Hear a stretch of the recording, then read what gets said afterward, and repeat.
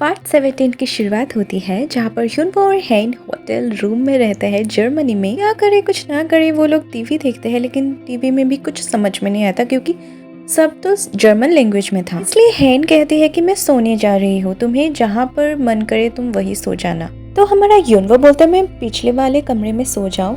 तब हेन बोलती है मैंने ऐसे तो नहीं कहा कि तुम वहाँ सो जाओ, मैंने बोला कि तुम्हें जहाँ मन करे, तुम्हें जहाँ दिल करे वहाँ सो जाना। हमारा भोला ह्यूनबो को तो कुछ समझ में नहीं आ रहा था कि हेन तो उसके साथ सोने के लिए बुला रही थी, इसलिए वो गुस्सा होकर चली जाती है। उसके बाद ह्यूनबो को समझ में आता है और वो दौड़ के जाता है, हेन को रोक लेता है। फाइनली ह्यूनबो हिम्मत जुटाकर हेन से पूछ ही लेता है कि आज से मैं क्या तुम्हारे साथ सो सकता हूँ। हेन तो मजाक में थोड़ा सोचने का एक्टिंग करती है। तब ह्यूनबो खुद ही बोल देता है हाँ मैं समझ सकता हूँ, अभी तुम शायद अनकंफर्टेबल फील करती होंगी। तो ह्यूनबो जाने लगता है। तभी हेन ह्यूनबो का हाथ पकड़कर बोलता है क्या मैंने ऐसा कहा तुम्हें? तुम खुद ही सोच लिया कि मैं अनकंफर्टेबल हूँ। मैं तो बस सोच रही थी कि तुम आज के लिए बोल रही हो या हमेशा के लिए। तब ह्यूनबो बोलता है मैं तो हमेशा के लिए बोल रही थी। तब हेन बोलती है ठीक है तो आ जाओ। ह्यूनबो तो बहुत खुश हो जाता है और अंदर आ जाता है। दोनों बेड पे बैठ रहे होते हैं और ह्यूनबो हेन का हाथ होल्ड करता है। ह्यूनबो कुछ कहने ही वाला था कि हेन उससे पहले बोलती है कि तुम्हें पता है मेरी फ्रेंड येना, याद है तुम्हें? उसका एक्सीडेंट हुआ था और उसके बाद उसके हस्बैंड ने हॉस्पिटल में अटॉर्नी लेके गया क्योंकि विल पे साइन करना था और वहाँ चिल्लाने लगा, हंगामा करने लगा कि विल पे साइन करने से पहले वो नहीं मर सकती। लेकिन पता चला कि येना को छोटी चोट लगी है। वो तो अपने हस्बैंड की आवाज और चिल्लाने से ही होश में आ गई थी। देखो कितना लालची आदमी है, अपनी वाइफ की नहीं उसकी प्रॉपर्टी की पड़ी हुई थी उसको। ये सब सुन के तो ह्यूनबो थोड़ा घबरा जाता है क्योंकि थोड़े टाइम के लिए ही सही ह्यूनबो भी तो हेन की प्रॉपर्टीज के बारे में सोच रहा था। उसके बाद हेन बोलती है लेकिन सब हस्बैंड उसकी तरह नहीं होता, कोई तुम्हारी तरह भी होती है अच्छे लोग।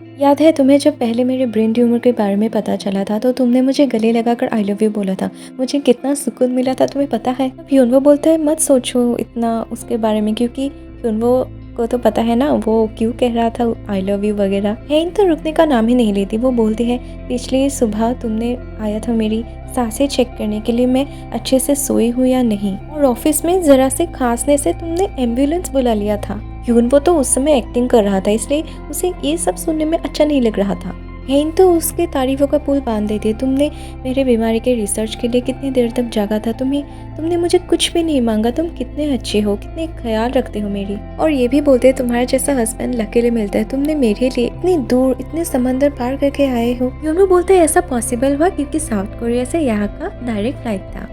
लेकिन हेन उसकी तारीफ ही करती रहती है। वो रात को सोचता है कि मैं कितना गलत था, मैंने ये सब एक्टिंग किया था, लेकिन हेन ने मुझे सच में प्यार किया था, मैं तो उसे डिवोर्स देने का सोच रहा था, मैं कितना गलत था, आज से मैं उसकी केयर करूँगा। वो अपनी गलती रियलाइज़ करता है और हेन को सोते देखता रहता है, उसके हाथों को बड़ी प्यार से होल्ड करता है और हेन के लिए प्रे करने के लिए वो चर्च भी चला जाता है और हेन के लिए तहे दिल से प्रे करता है। दूसरे दिन उसके फ्रेंड यांग उसको कॉल करता है, रिजॉर्ट आने के लिए बोलता है। सब दोस्त आए हुए थे लेकिन ह्यूनबो मना कर देता है क्योंकि वो तो जर्मनी में था। और अचानक जर्मनी जाने के बाद उसके बेस्ट फ्रेंड यांग को भी ह्यूनबो ने नहीं बताया था। और ये बात सुन के यांग तो पूरा समझ जाता है कि ह्यूनबो को फिर से हेन से प्यार हो गया है और वो प्यार में अब पागल हो चुका है, इसलिए वो गुस्सा कर फोन कट कर देता है।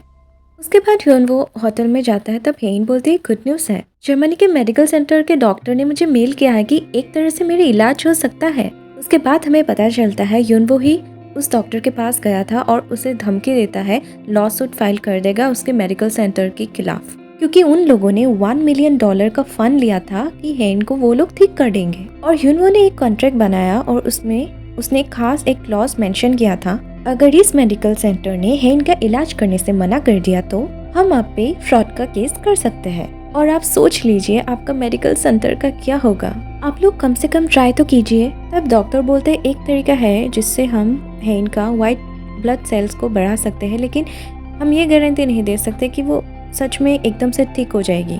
डॉक्टर का मेल देख के तो हेन बहुत खुश हो जाती है। तब ह्यूनबो बोलता है देखा ना मैंने बोला था एक गुड न्यूज़ आएगा। दूसरी तरफ योंग सो छानबीन करने के लिए वो टेक शॉप पहुंच जाता है जो उसको ह्यूनबो के डेस्क पर मिला था और वो बड़ी ही चालाकी से और पैसा देकर फुटेज ले लेता है। उसके बाद हम देखते हैं होंग फैमिली एक रिजॉर्ट पे आई हुई थे और ग्रेस तो दहाई पे बहुत गुस्सा करते क्योंकि अगर ह्यूनबो जर्मनी नहीं गया होता तो अब तक दहाई पकड़ चुकी होती।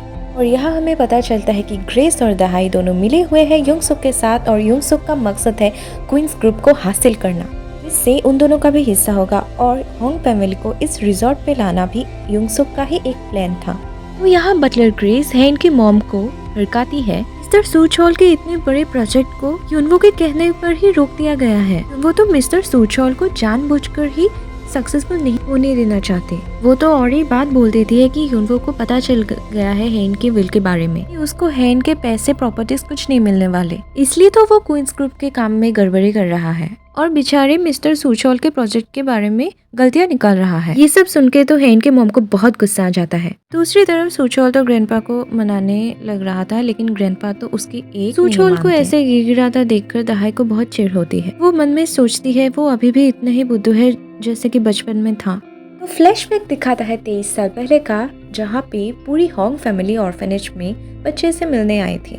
वो जो लड़की थी युंगसुक के साथ चेयरमैन के स्पीच को बहुत अच्छे से सुन रही थी, वो लड़की दहाई ही थी। बचपन से ही दहाई की नजर सूचोल पे थी क्योंकि सूचोल बचपन से ही भोला था। हेन और सूचोल के पेरेंट्स थोड़ी देर के लिए उन दोनों को ऑर्फनेज के बच्चों के साथ खेलने के लिए छोड़ गया था। युंगसुक सूचोल को बुली करने लगा था। वो जानबूझकर सूचोल को बॉल से मारता है और दूसरे बॉल से मारने ही वाला था कि हेन उसे देख लेता है और युंगसुक को डांटने लग जाता है कि तुम्हारी हिम्मत कैसे हुई मेरे भाई को मारने की। युंगसुक हेन का नाम पूछता है और हेन बोलती भी है और ये सुनकर युंगसुक तो चुपचाप चला जाता है। इसके बाद तो हेन को भी गुस्सा आ जाता है कि छोटे बच्चे की तरह रोना बंद करो, वो रोते ही रहता है, इसलिए हेन चली जाती है। दहाई जो उसको कितने देर से घूरी जा रही थी, हेन के जाने के बाद उसके पास आती है। वो पूछती है क्या तुम चेयरमैन के ग्रैंडसन हो, तो सूचोल हाँ बोलता है। और उसके बाद दहाई पूछती है क्या तुम इकलौते बेटे हो अपने पेरेंट्स के, तब सूचोल बोलता है कि नहीं मेरा एक बड़ा भाई था लेकिन वो गुजर चुका है। उसके बाद दहाई बोलते तब तो तुम इकलौते बेटे हो। उसकी नाक पोंछती है और उसके